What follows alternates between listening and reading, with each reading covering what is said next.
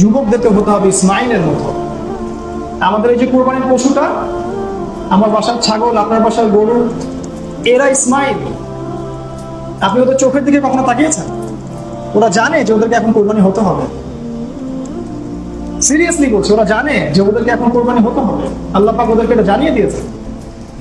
ওই তারা তো ভয় পায় না, তারা তো পিছু হয় না, তারা তো আপনার অনুগত হয়ে যায়। আপনি যখন ছুরি চালান তারা গলাটা পেতে দেয়। খেয়াল করে দেখবেন, কোনো কোনো পশুকে দেখবেন রাত্রেবেলা কাঁদছে, খেয়াল করে দেখবেন, খেয়াল করে দেখবেন, ওরা জানে জিনিসটা। কিন্তু যে কুরবানি করছে সে কি ইব্রাহিম হতে পেরেছে? আমরা যারা কুরবানি করছি আমরা কি ইব্রাহিম হতে পেরেছে? আমাদের পশুটা ঠিক ইসমাইল হয়ে গেছে। আমাদের মারা কি হাজেরা হতে পেরেছে? আমরা কয় ভাগ হবে, কত বড় গোশত, কত টাকা দিয়ে কিনলাম? আল্লাহ পাক কি বলছেন? লা ইয়ানালুল্লাহু লুহুমুহা ওয়ালা দিমাউহা। এই রক্ত মানুষ হচ্ছে, আমরা কিচ্ছু পৌঁছায় না আল্লাহর কাছে, ইল্লা তাকওয়া, তোমাদের হৃদয়ে তাকওয়া ছাড়া। ওই পশুটা সফল, সত্যি সফল। যখনই ও জান বের হয়ে গেছে তখনই সে জান্নাত চলে গেছে।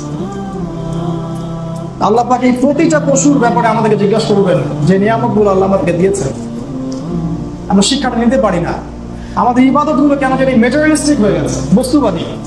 স্পিরিচুয়ালিটি উঠে গেছে, ভিতরে আধ্যাত্মিকত্বটা উঠে গেছে। আল্লাহ পাক আমাদের বোঝার তৌফিক দান করুন।